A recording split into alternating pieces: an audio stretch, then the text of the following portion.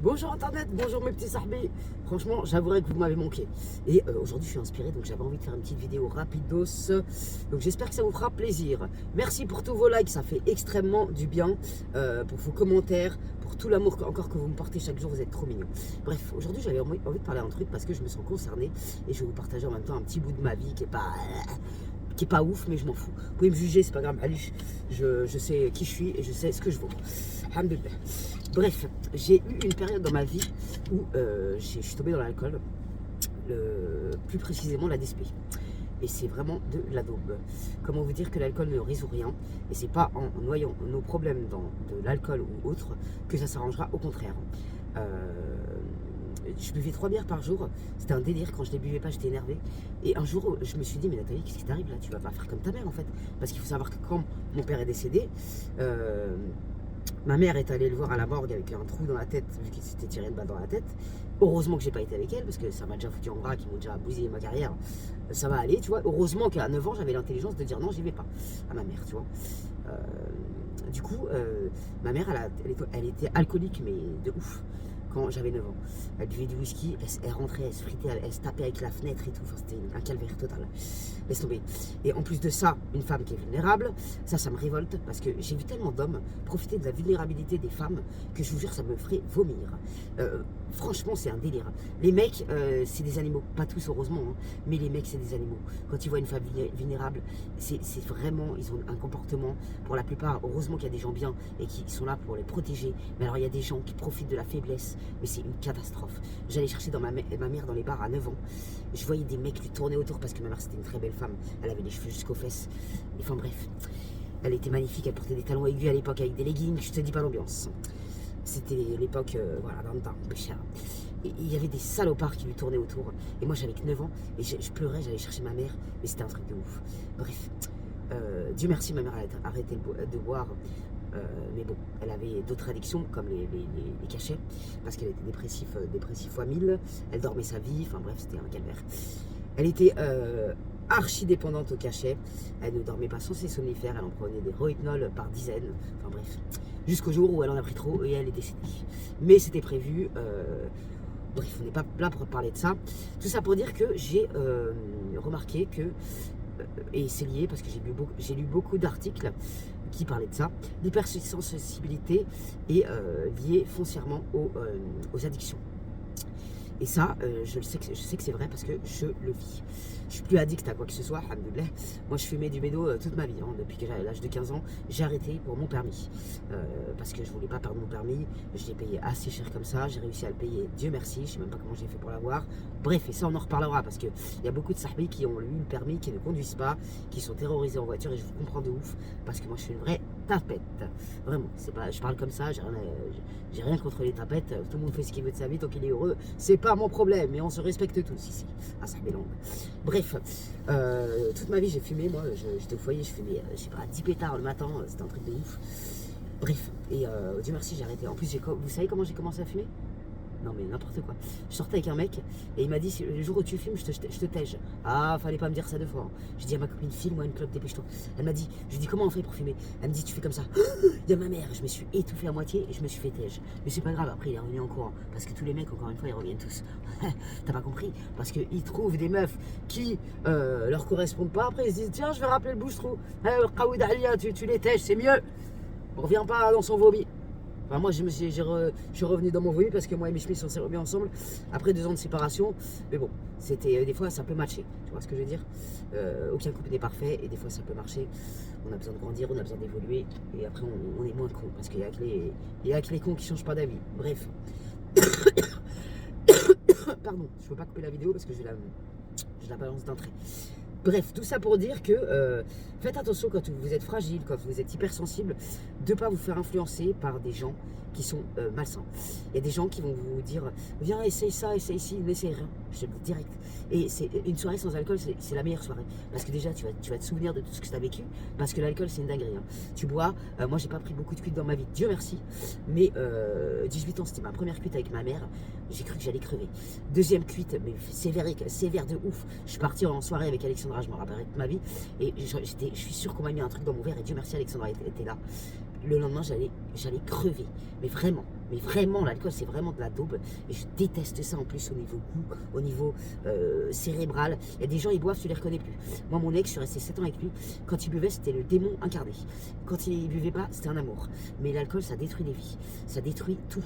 Ça détruit ton psychologique, ça détruit tout. Et c'est vraiment une maladie, c'est vraiment les vrais alcooliques. Ma mère, elle sortait avec un mec parce que bien sûr, toute sa vie en psychiatrie, elle a rencontré des gens qui n'étaient pas fameux, tu vois. Et elle a rencontré que des gens caouettes par la vie, tu vois, déglingués par la vie.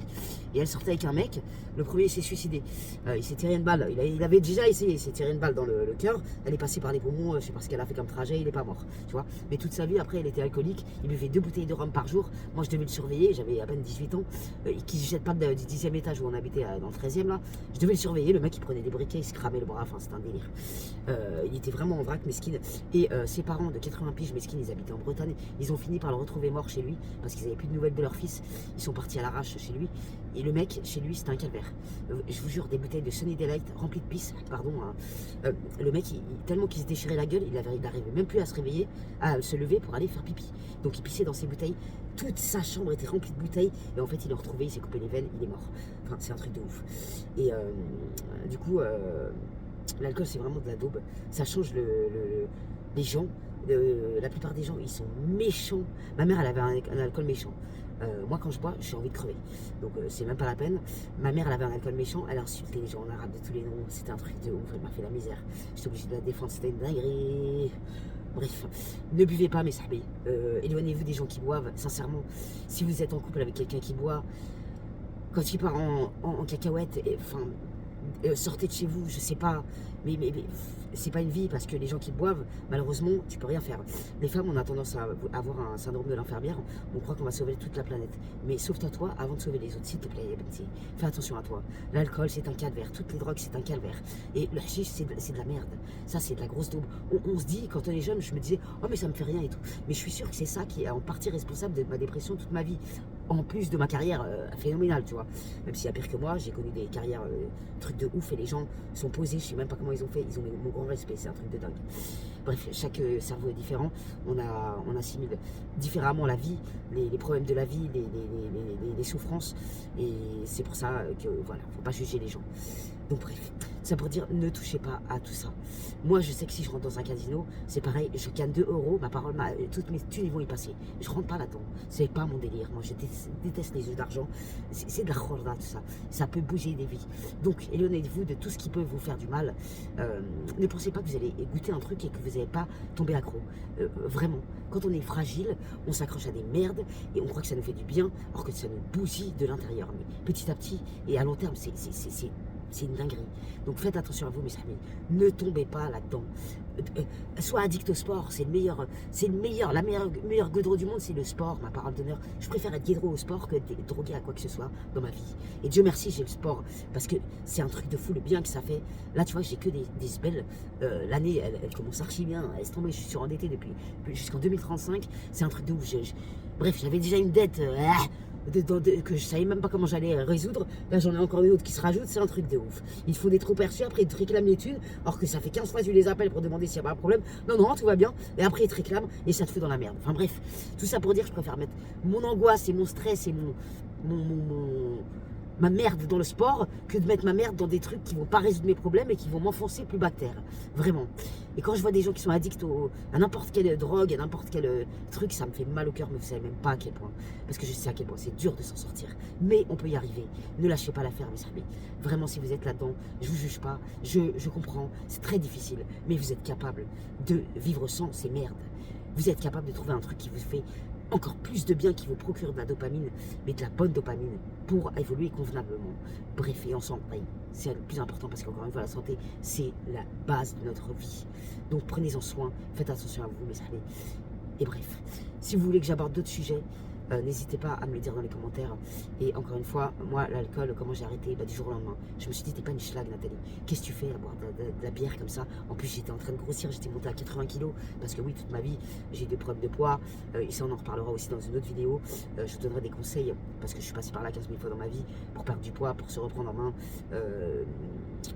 sans se brusquer, sans faire n'importe quoi. Je vous donnerai des conseils, mais ça, c'est promis. Donc bref, moi j'ai arrêté du jour au lendemain, je me suis dit pas une schlag, et Dieu merci j'ai arrêté, franchement de ouf. Bref, que Dieu nous protège de toutes ces merdes, et faites attention à vous encore une fois, entourez-vous de gens bienveillants qui veulent pas vous foutre dans le khara. Et Dieu merci, j'avais mon meilleur ami, c'est encore mon meilleur ami, ça fait 10 ans qu'on s'est pas vu, même plus que ça. La dernière fois qu'on s'est vu, j'ai enterré sa mère avec lui, Mesquine, et il est toujours dans mon cœur. Julien, c'est un mec formidable. Il habite à La Rochelle, enfin bref, on se reverra un de ces quatre, c'est sûr. Avant de crever, je te reverrai, c'est sûr. Bref, on n'en est pas là. Il m'a toujours protégé. Parce que quand j'étais jeune, lui, il allait en teuf, tu vois, c'était son délire, machin. Et moi, j'ai toujours voulu aller voir ce que c'était ce spell. Alhamdoulilah, qui m'a dit, je t'emmènerai jamais là-dedans. Mais je vous jure, parce que moi, avec la vie que j'ai menée, mais j'aurais pu tomber dans des merdes, mais je remercie bon Dieu chaque jour. Dieu merci, alhamdoulilah, Rabbi. Bref, prenez soin de vous, mes sahabis, c'est très important. Salam alaikum les jeunes, prenez soin de vous, gardez la paix,